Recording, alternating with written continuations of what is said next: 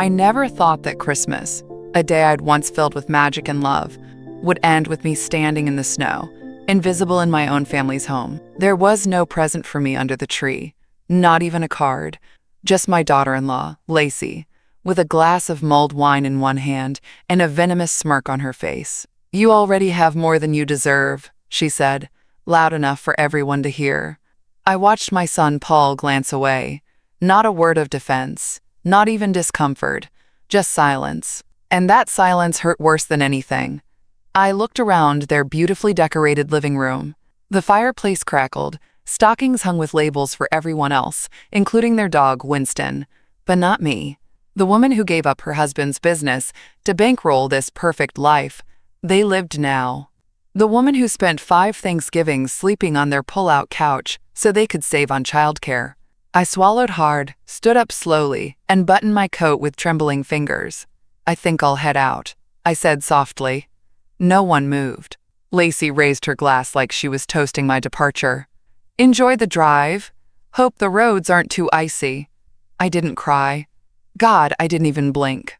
Just walked to the door, picked up the bag of store-bought cookies I had brought.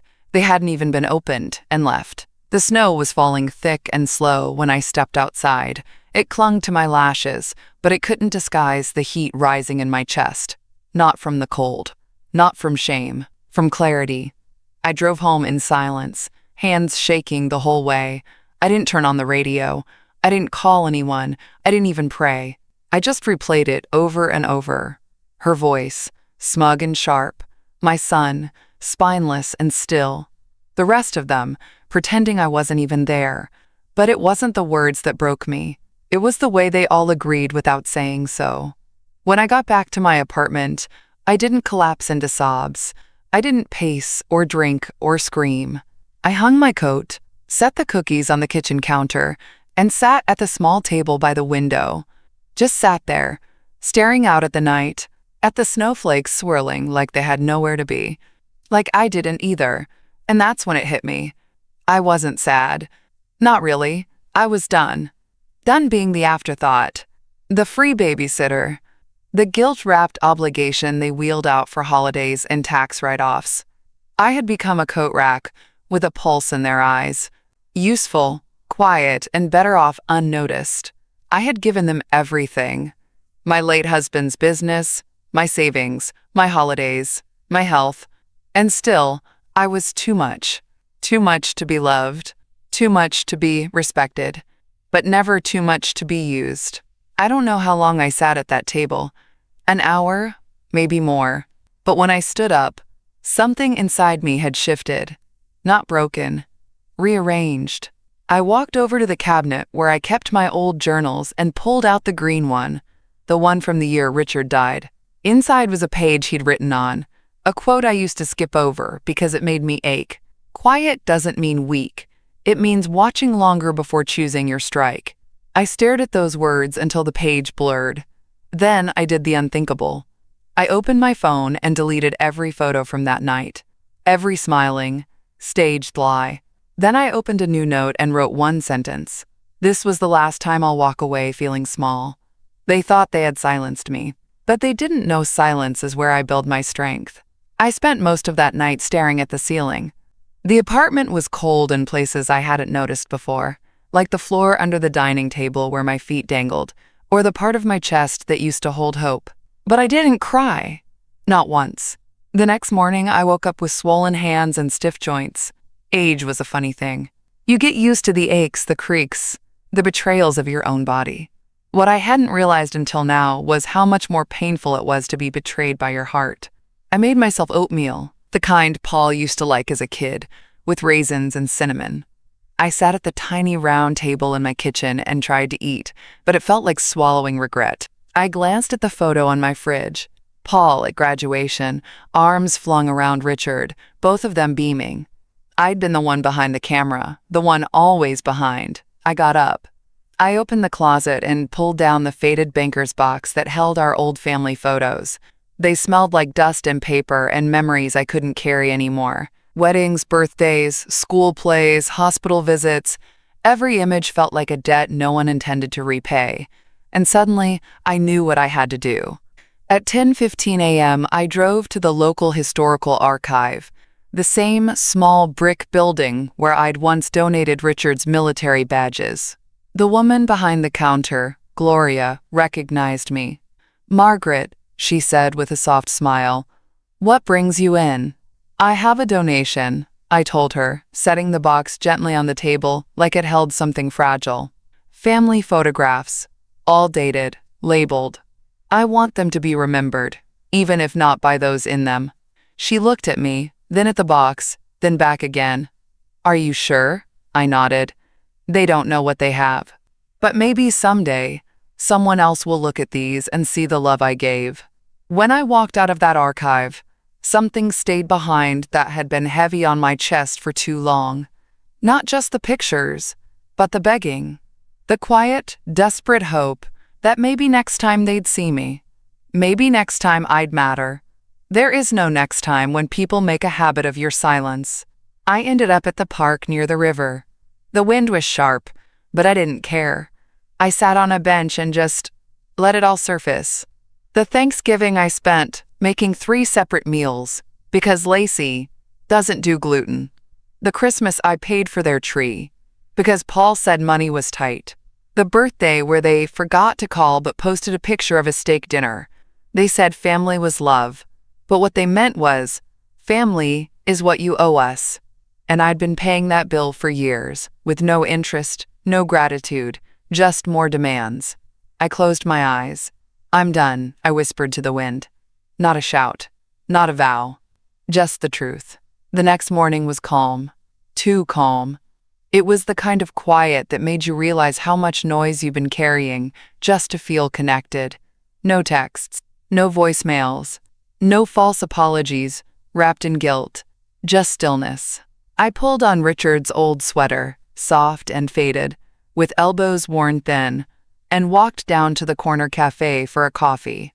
Not because I needed the caffeine, but because I needed to do something for me. The woman behind the counter, Lily, always asked how my grandbabies were. This time, I smiled and said, "I think they're fine. I wouldn't really know." She blinked, then nodded, like she understood something deeper than she let on.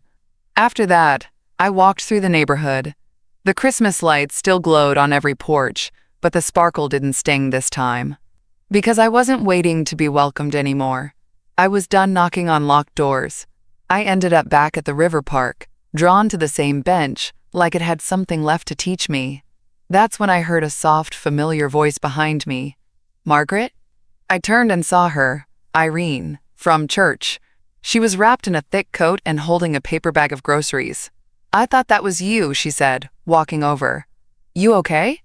I wanted to say I was fine. The default answer. But this time, I just shook my head. She didn't press. She just sat beside me, uninvited and welcome at the same time. "I've got an extra ham and nowhere to be for New Year's," she said after a while. "Come over. We'll cook too much, laugh a little, cry if we have to." I didn't realize how much I needed someone to say that. Not, "you should call them." Not, "they didn't mean it." Just an invitation that didn't come with conditions. We sat there until the cold numbed my fingers, and then she walked me back to my car, her hand gently steadying my elbow like I might crumble. Before we parted, she said something I'll never forget. "You know, Margaret, being kind doesn't mean letting people walk on you. Sometimes kindness is saying, 'Not anymore.'" I drove home slowly, her words echoing in my chest louder than any Christmas carol had in years. That night, I found the stack of unopened mail on my kitchen counter, mostly junk, a few bills, and one thick envelope from the attorney who handled Richard's estate. Inside was a reminder I had once been trusted to lead, to make decisions, to hold our future with clarity and courage. But somewhere along the way, I had handed all of that over in the name of family duty. Paul had asked me to sign those documents 2 years ago. "It's just for convenience, Mom," he said with that gentle urgency adult children use when they're rushing you into something. "You'll still be in control. It's just on paper." And I had believed him. I had believed that love meant trust, that family meant protection. But Irene's words shifted something. "Not anymore." I dug through my drawer until I found the copy of those documents. Power of attorney, financial transfer forms, things I hadn't looked at since I signed them. And suddenly, I didn't feel so sure anymore. I didn't sleep well that night. My mind kept circling back to every decision I'd made with my heart instead of my head. Every time I said yes to make peace, only to feel more invisible. By morning, I had a new plan. I called Irene. "Do you know a good lawyer?" There was a pause. Then her voice, calm and strong. "I know the best one. And she works pro bono for people who've been taken advantage of." I wrote down the name and address. It was time to stop letting silence protect people who didn't protect me. It was time to look at what I'd really signed away, and what I still had left to reclaim. I didn't bring much to the lawyer's office, just a manila envelope and a lifetime of being too agreeable. Her name was Angela Wu, and she couldn't have been more than 35. Sharp-eyed. No nonsense. The kind of woman who saw through pleasantries and straight into intent. She welcomed me in, offered tea, then flipped open the file like she already knew what she was going to find. "These were signed 2 years ago?" she asked, adjusting her glasses. "Yes. My son said it was just estate simplification." I tried to smile like it didn't still embarrass me to say that out loud. Angela raised her brows. "Did you have your own legal representative present?" "No." "Did anyone explain the full scope of these documents to you before signing?" I hesitated. "He told me it was just in case of emergency, and I wanted to trust him. I thought it was normal." Angela turned one page, then another. Her jaw tightened. "Margaret," she said gently, "this isn't simplification. This is a full transfer of authority. Power of attorney, yes, but also financial access, shared asset control, and," she paused, "you've signed over contingent rights to your retirement accounts and your home." I stared at her. At first, the words didn't land. Then they hit like ice water down my spine. "He said nothing would change," I whispered. Angela leaned forward. "To be clear, this is legal, but it's predatory. You were misled, and I've seen this too many times. Family cloaking control in the name of help." That word, help. How many times had I heard it? "We just want to help you, Mom. You're lucky to have us helping you out. If we didn't help, who would?" It was never about help. It was about ownership. Angela didn't sugarcoat it. "You've been financially compromised, and if your son or daughter-in-law wanted to, they could sell that house from under you." I pressed my hands together tightly. "But I moved out. I live in an apartment now." Angela blinked. "You don't own this apartment. You're still listed as a resident of your former home, and your bank accounts are still linked." It felt like my breath had been kicked out of me. I'd given them everything, my husband's business profits, my savings, my trust, and they'd turned it into leverage. I wasn't family to them. I was a loophole. Angela continued. "We can contest this. It will take time and documentation, but we can start separating you from this agreement and reasserting your independence." I nodded slowly, not because I understood everything, but because I understood enough. On my way out, Angela handed me a checklist. "Start here. New bank account, pension redirection, utility notices in your name only. It's tedious, but it's the beginning of taking your name back." That word sat heavy in my chest. Taking my name back. I drove home in silence, the kind that didn't feel lonely anymore, just clear. When I walked in, my phone lit up with a missed call from Paul. Another voicemail. No doubt another version of, "Just come back already." Not once had he asked if I was okay. Not once had he said, "I'm sorry." Instead, all his messages sounded like someone annoyed that his tool went missing.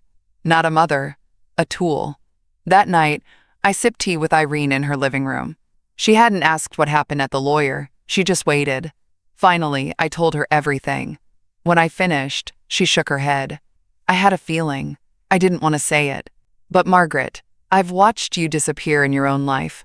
But now I had a list, a lawyer, a friend, and a name I was ready to reclaim. I wasn't their quiet little burden anymore. I was a woman, rebuilding her foundation, brick by painful brick. The next morning, I didn't hit snooze. I didn't stare at the ceiling and wonder if I should call Paul. That voice, the one that used to whisper, "Be the bigger person," was finally quiet. Instead, I got dressed in jeans and my favorite gray sweater, grabbed Angela's checklist, and walked straight into the bank like I still had a name that meant something. I was done waiting for permission to own my life. It took almost 2 hours to explain everything, to prove who I was, to show I wasn't merging accounts or streamlining finances. I was disentangling myself from a web I should have never been caught in. The banker was kind but cautious. "You understand that opening a new account will change how your pension and direct deposits are handled?" she asked. "That's the idea," I said plainly. She paused. "Would you like to list a secondary account holder?" I shook my head. "Not anymore." She nodded once, then quietly got to work. By noon, my pension was rerouted. By 2 p.m., I had a debit card in my name and a paper receipt showing the first bit of money that was truly mine in years.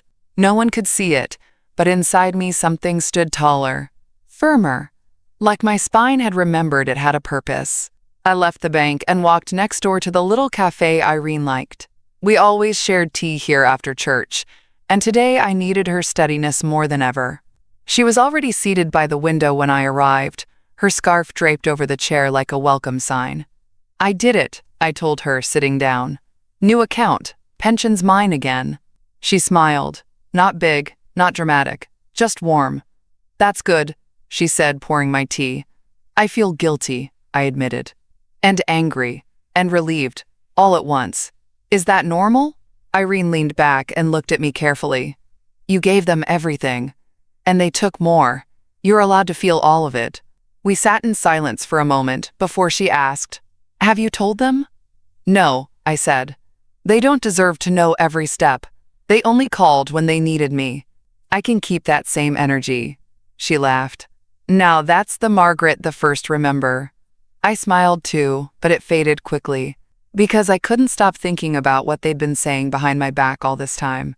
And it didn't take long before I found out. That evening, while folding laundry, I got a text from a friend at church. "Have you seen what Lacey posted?"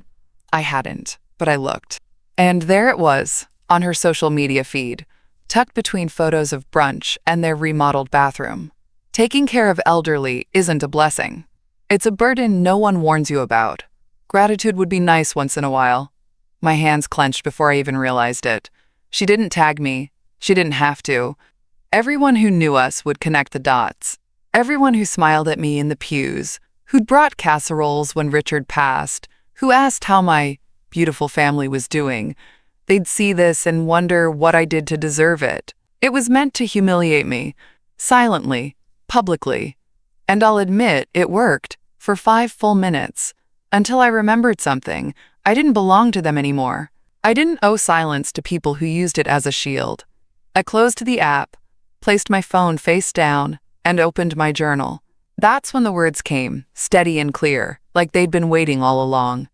"I am not returning to be anyone's burden. I am claiming my dignity." I underlined it twice. And then I wrote one more thing, in all caps. "No one WHO loves you should make you feel small." That night, I didn't cry. I didn't rage. I slept like someone who finally remembered where her worth lived. The next morning, I didn't even glance at my phone. I had no appetite for filtered lies or performative sympathy.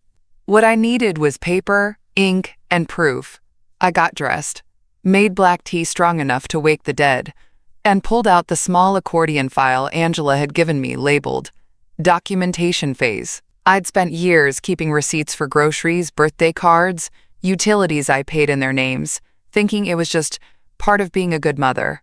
Now I realized I was quietly funding my own erasure. Angela had warned me, if we're going to challenge financial control, we need a record, a clean, cold timeline. So I sat down at my kitchen table and did what I'd done for everyone else my whole life. I kept track, bank statements with my name missing, utility bills forwarded to their home, signed documents I barely remembered reading, a copy of the title from Richard's business, sold to fund Paul's dream. No repayment, not even acknowledgement.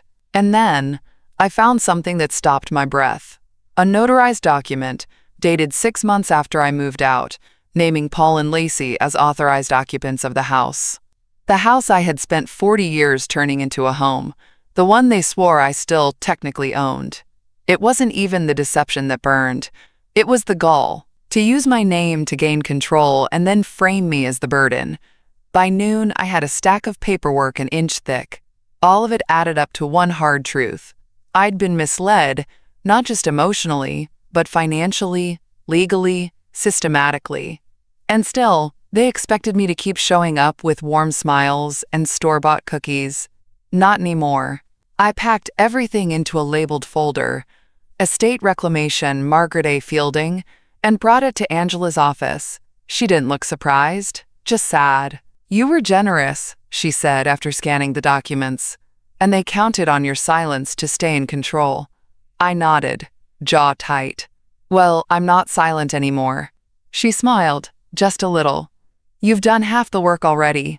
The next steps are legal filings and notifying all connected agencies. Once your pension is secured and your banking is independent, we can start separating your name from their household entirely." There it was, separate. The word felt heavy and holy. Not lonely, clean. Angela gave me a form to sign, a formal challenge to revoke the power of attorney. It was long, wordy, full of legalese. But one line stayed with me. Subject no longer consents to familial fiduciary control on the basis of undue influence. That's what I'd been living under, undue influence. I signed.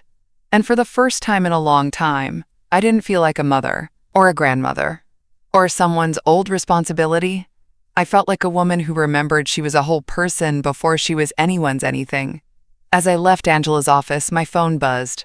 A voicemail from Paul. Again, I didn't listen to it. I didn't need to. He was probably saying the same thing he'd said a dozen times in the past month. "Just come back already. You're being dramatic." But this wasn't drama. This was declaration. That night, Irene came over for dinner. She brought soup and stories. We sat by the window, watching the wind rattle the bare trees, sipping from mismatched mugs like two teenagers playing grown-up. At one point, she looked at me and said, "You seem lighter." "I let go," I said simply. "Of them?" I shook my head. "Of needing them to care." She nodded. "That's the hardest part." I looked out the window. My reflection stared back, soft and firm all at once. "I don't need them to care," I said. "I just need them to know I'm not afraid anymore." And I meant it. The next week passed like a quiet thunderstorm. Steady movement, rumbling change, no one quite realizing just how much was shifting under the surface. I was still working at the library 2 days a week, shelving paperbacks, sorting returns, making tea in the staff lounge. There was something healing in that order. No chaos, no guilt, no passive-aggressive silence, just names alphabetized and stories exactly where they were meant to be. My own story? It was just beginning its second chapter. Then came the day that told me they'd noticed. It started with a phone call. Not from Paul, from Emily, a woman I'd known for years through church socials and holiday potlucks. She had that voice people use when they're about to say something that'll hurt, but swear they mean well. "Margaret, have you seen Lacey's latest post?" My stomach tightened. "No." I stopped looking. There was a pause. "I thought maybe you should know. People are starting to ask questions." Curiosity itched at me, so I opened my phone, tapped through the familiar little blue icon, and there it was. People think, quote, grandparents are built-in babysitters. They don't see the sacrifice, the emotional toll, the constant demands. Taking care of someone else's past while building your own future? Exhausting. Sometimes love feels like an invoice no one plans to pay. The caption sat beneath a perfectly filtered selfie of Lacey holding a glass of wine on their back porch, feet propped up, Paul in the background grilling something for a family night. The comments were worse. "OMG, I totally get it. Caretaking is so thankless. You're so strong. Some people just drain the joy out of life. Is this about your MIL? That woman always seemed intense." My name wasn't there, but my shadow was. I stared at that screen for a long time. Not because it surprised me, but because of what didn't surprise me at all. I had spent years twisting myself into quiet shapes just to avoid this exact moment. And it happened anyway. So I did something I never thought I'd do. I wrote back. Not publicly, but in truth. I sat down, pulled out a pen and paper, and wrote Lacey a letter, not to convince her, not to argue, but to speak plainly. You don't owe me love, but you do owe me honesty. And if you ever truly felt burdened by my presence, you had every right to say so. Instead, you chose performance over conversation, pity over truth, and pity poisons the well faster than hate. I carried the weight of 3 generations so you could build your version of a family. If that's too inconvenient to remember, then forget me entirely. Because I've remembered myself. I sealed the envelope. I didn't sign it with "Love Mom" or "Warm Regards," just my name, Margaret A. Fielding. Because I'm not a character in their version of the story anymore. I mailed it the next morning. And then I went back to the library and reshelved the autobiography section with a strange sense of poetic irony. By noon, my lawyer had filed the final batch of documents: estate separation, legal notices, and asset reversion. Angela called me with a simple update. It's all official now. You're independent. That word rang louder than church bells. Independent. That night, I poured myself a cup of tea, pulled out my journal, and wrote one line. The fire they lit behind me didn't burn me. It burned the bridge I used to crawl across to beg for scraps. I don't cross that bridge anymore. I don't knock on that door. And I don't ask questions that already answered themselves through years of silence. What I do now is live, clean, quiet, free. And quiet doesn't mean forgotten. It means they'll hear the echo of my absence every time they call and I don't answer. It was a Thursday when I rewrote my will. There was no ceremony, no trembling hands, just me, a warm cardigan, and a deep understanding that nothing in this life is owed to those who traded love for leverage.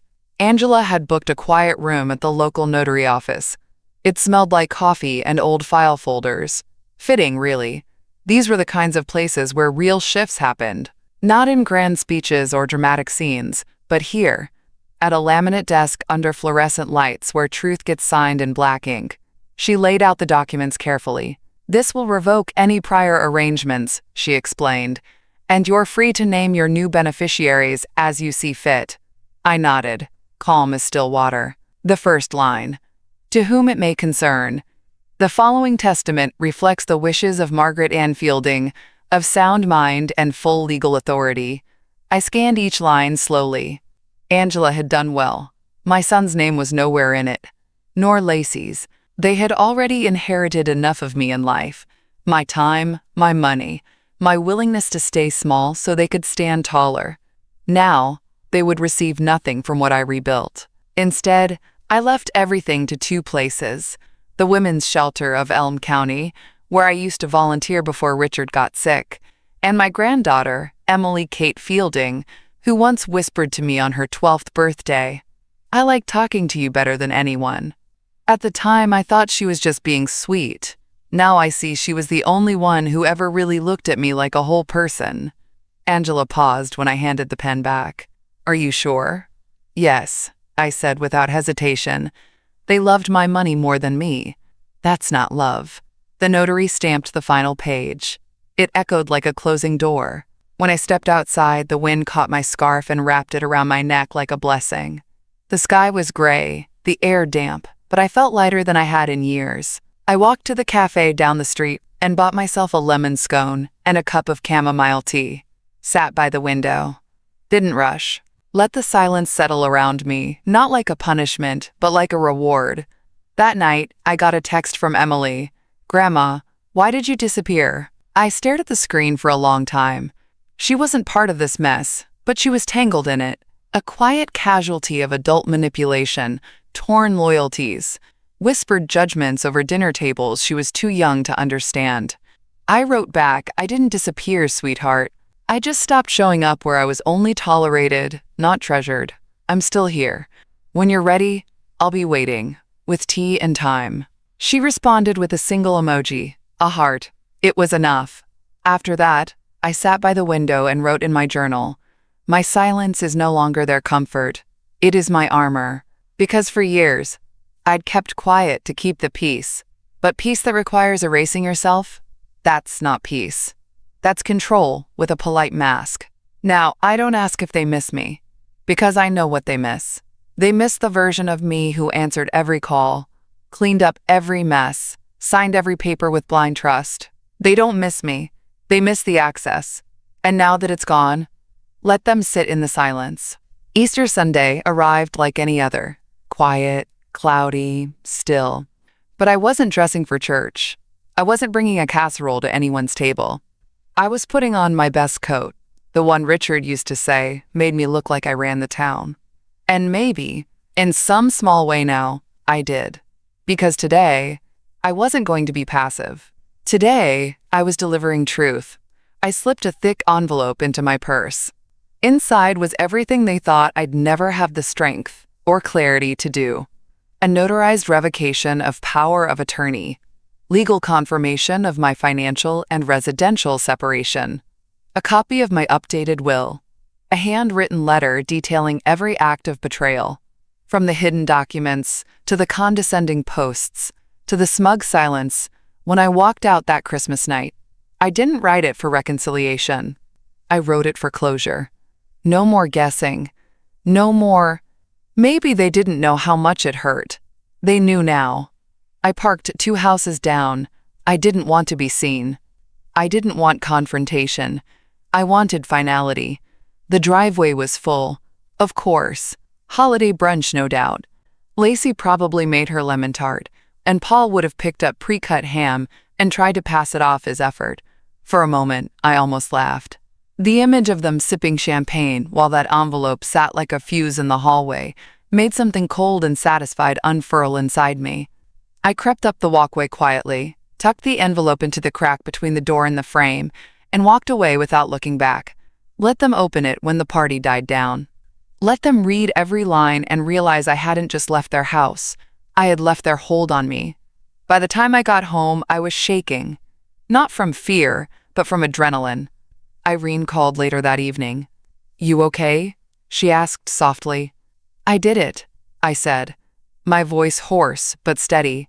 "I gave them the last thing I ever will." She didn't ask what it was. She just whispered, "I'm proud of you." I sat on my couch, looking at the empty corner where their family portraits used to hang. I'd taken them down weeks ago, not in anger, in liberation. There's a difference between burning bridges and realizing some were only held up by your willingness to carry the weight. I made tea. I opened my window. The church bells rang faintly in the distance, reminding me that resurrection didn't just belong to Jesus. Some of us were resurrecting our self-worth. I opened my journal. They will never be able to say I left without telling them why. They just never believed I'd mean it. Later that night, my phone lit up. Paul. I didn't answer. He didn't leave a voicemail. Of course he didn't. His silence was always louder than his guilt. But I knew he read the letter. How? Because at 11:47 p.m., Lacey posted a quote to her feed. Some people twist the narrative to play victim. Just remember who was there when they had nothing. No context. No name. But I knew. And for once, I didn't feel hurt. I felt confirmed. When the truth threatens their image, they don't correct themselves. They smear you, hoping the stain will spread wide enough to cover their own rot. But this time, I wasn't scrambling to explain. I didn't reply. I didn't defend. I didn't text Emily to ask what was being said. Because I didn't need the last word. I had already delivered it. With a signature. And from now on, if they want to find me, they'll have to reach across a silence they created. And I won't be the one to break it. 3 days after Easter, he showed up. I was at the library, halfway through shelving a stack of historical biographies, when I heard the door open behind me with a forceful clang, louder than necessary. I didn't turn around at first, but I felt it. That old pressure that used to sit between my shoulders every time Paul walked in angry and entitled. "Mom!" He didn't say it kindly. He said it like a warning. I turned slowly. There he was, my son, 41 years old, red-faced, nostrils flared, still dressing like a man who believed the world owed him grace for simply waking up in the morning. He didn't ask how I was. He didn't sit down. He just barked. You need to undo this insanity. I blinked, keeping my voice level. Which part exactly? You're trying to punish us like some martyr. What is this? He snapped, holding up a crumpled copy of my letter. You left this like a landmine. Lacey was in tears. I almost laughed. Lacey, in tears. Imagine that. The woman who once mocked my worn-out shoes in front of Emily because Grandma doesn't know how to dress her age. I set the book in my hand gently onto the cart. If Lacey's in tears, it must be because she's realizing I meant every word. Paul took a step closer. You made us look like villains. I kept my voice steady. No, Paul. You acted like villains. I just stopped covering for it. That did it. He went redder. His voice dropped low, sharp. You don't get to take away everything and act like it's righteous. I crossed my arms. You don't get to rewrite what you never respected. Around us, the library was silent. The few patrons nearby kept their heads down, but I knew they were listening. Good. Let them hear how sons talk to the women who built their worlds out of nothing but casseroles, closed mouths, and too many second chances. He pointed at me, hand shaking. We took care of you. We included you, and now you're making us look like abusers. My laugh came fast, too fast. You took my house. You took my accounts. You made me sign things I didn't understand, and called it love. You let your wife humiliate me in my own living room. And you're standing here angry because I finally put a stop to it.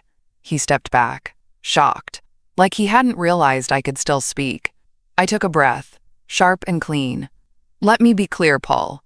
I am not your dependent. I am not your legacy. I am not a placeholder for your guilt. And I am not coming back. He stood there, stunned. Then, like always, he tried the oldest card in his deck. He lowered his voice, forced to tremble. So this is it? You're just cutting us off? Over a few misunderstandings? My hands didn't shake when I answered. No, son. I'm cutting myself free. And I hope someday you understand the difference. I turned away, just like that, because I didn't need to say more. I had already given him years of silence, sacrifice, and swallowed pride. This was the first thing I'd said that actually reached him. He left without another word, and I stood there, spine straight, hands calm. Later, one of the younger librarians passed me a sticky note with a soft smile. It said, "You're stronger than I think your family ever deserved." I folded it and slipped it into my coat pocket. That night, I opened my journal and wrote, "He came expecting the old me, bent, unsure, half apologizing, but the new me was already standing. And she wasn't stepping aside ever again." I thought the confrontation at the library would be the end. But when they realize control is slipping, people like Lacey don't just let go, they launch. 3 days later, I woke to a buzzing phone. 3 missed calls. 2 messages from Irene. "Hey, you might want to look at Facebook." And 1 email from the church board secretary with the subject line, "Concerned message from Paul and Lacey Fielding." I didn't even flinch. I opened Facebook first. There it was. A post from Lacey. Long, wordy, all lowercase, like she thought formatting made her seem humble. It breaks our hearts to see how division can creep into even the closest families. Some people rewrite the past to excuse their absence in the present. All we ever tried to do was help. Not everyone wants to be helped, I guess. Below that, a photo of her and Paul with Emily, smiling, all dressed in pastels. Easter brunch, cropped just right. You'd never know that just days before, I delivered the single letter that dismantled their illusion of control. Then the email from the church secretary. "Margaret, I'm sure this is a misunderstanding. Paul and Lacey say they're worried about your well-being, and they've asked if we could arrange someone to check in on you weekly. Of course, we would never impose, but please let us know if you're okay." I sat back in my chair, letting the words settle. They were trying to flip the script, paint me as unstable, isolated, a poor, elderly woman gone off course. They weren't retaliating. They were concerned enough to block me from Emily's school account, concerned enough to publicly frame me as bitter, concerned enough to whisper behind closed doors that Mom's not herself anymore. But here's the thing about silence. When you stop trying to defend yourself, people start listening to what you don't say. I didn't reply to the email. I didn't make a post. I didn't tell my side in the comments section. Instead, I called the local news, not to expose them, but to tell my own story. The journalist was a young woman named Claire who'd recently started a feature series called Second Act Women, highlighting women over 60 finding strength after betrayal, reinvention, or loss. She listened. She didn't interrupt. And when I finished, she looked at me with a kind of reverence I wasn't used to receiving. "Would you be willing to do a video testimony?" she asked. "We can protect your name, but your story could really help others." I nodded. Not for revenge, but for clarity. Because I knew if I didn't say it out loud, truthfully, calmly, undeniably, they'd keep controlling the narrative. The video aired a week later. Just a 5-minute clip, black and white. Me sitting in my living room. No dramatics. No tears. Just this. When people say family first, they rarely mean the elder. They mean the ones loud enough to be heard. But quiet doesn't mean weak. It means I took the time to think before I walked away. And once I walked, I didn't turn back. It spread further than I expected. I got letters, notes in the mail from women in similar shoes. One woman sent me a handmade bookmark that said, "They only miss you when they can't use you." 2 Sundays later, at church, the same people who once echoed Lacey's pity-laced narrative now smiled at me with something closer to apology. Irene leaned over during the final hymn. "They tried to ruin your name," she whispered, "but you gave yourself a louder one." That night, I wrote, "When they couldn't control me, they tried to control the story, but my silence said more than their smear ever could." And I smiled, for real this time. It was the first Thursday in May when the knock came. I wasn't expecting anyone. No mail carrier knocks, no delivery trucks this late. I paused with my book halfway in my lap, then stood and opened the door. Carefully, quietly. There she was, Emily, 16 now, taller than I remembered. Her brown curls tied back, face serious. No fake smile, no practiced sweetness, just her, alone. She clutched a tote bag, wore sneakers too clean for walking far, and looked at me like she wasn't sure if I'd even let her in. "Hi," she said. "Can I come in?" I stepped aside without a word. She walked past me, slowly, scanning the apartment like it was a museum exhibit of a woman she'd once known but hadn't really understood. I shut the door. She turned. "They told me you left because you were bitter, that you were mad we didn't give you attention." I didn't answer right away. Instead, I asked softly, "Is that what you believed?" She swallowed. "No, not really, but it was easier than asking what was true." I nodded, because I knew that feeling all too well. She sat on the couch, pulled a small notebook from her bag, and opened it. "I watched your video," she said. "At school, someone sent it to me. I didn't even know it was you at first, but then you said that part. Quiet doesn't mean weak." And I knew. Silence hung between us like a peace offering. "I'm sorry," she whispered, not looking at me, "for everything I didn't ask." "You were a child," I said. "It wasn't your job to see what the adults hid." She looked up then, eyes glassy. "I want to be here. With you. Not for a visit. For a while." My heart thudded, careful and hopeful. "They'll be furious," I said. Not to scare her, but to make sure she knew. "I know," she said, "but I'm tired of pretending they're right, just because they're loud." She pulled out her phone and showed me her last message to Lacey. "If I grow up and treat people the way you treat Grandma, then I've learned nothing worth keeping." I exhaled slowly, the kind of breath that only comes when something heavy finally shifts. "I have a spare room," I said, "and an extra toothbrush in the cabinet, if you're sure." "I'm sure." And just like that, she moved in. No fanfare, no luggage, just a borrowed duffel bag and a girl ready to learn what strength looks like when it's gentle, consistent, and free. That night, we made dinner together. Soup and grilled cheese. Nothing fancy, but it tasted like a new beginning. Afterward, she helped me tidy the kitchen. I caught her looking at the old photo I kept on the fridge, her as a baby. me holding her with wide, tired eyes. "I don't remember this," she said. "I do," I replied. "You cried every time I tried to put you down." "So I just didn't." She smiled at that, quietly. Later, we sat on the couch with mugs of tea and mismatched socks. She asked questions. Real ones. "When did you know they weren't going to change?" "When I realized they didn't want to." She nodded slowly. "I think I needed to see someone walk away to believe I could too." And that's when I realized something. This wasn't just about reclaiming my life. It was about showing her what not settling looked like. I opened my journal that night and wrote, "She didn't come to rescue me. She came because she finally recognized the truth. And together, we're building something real, out of honesty, not guilt." The next morning, she made coffee. And I smiled. Because now, I wasn't just surviving. I was passing the torch. I didn't hear from Paul or Lacey for 3 days. Not a call, not a knock, not even one of their vague, poisoned posts. But silence from manipulative people is never peace. It's preparation. And sure enough, on the 4th morning, Emily came into the kitchen holding her phone, pale-faced. "They're saying you brainwashed me." I looked up from my tea. "Who's they?" She hesitated.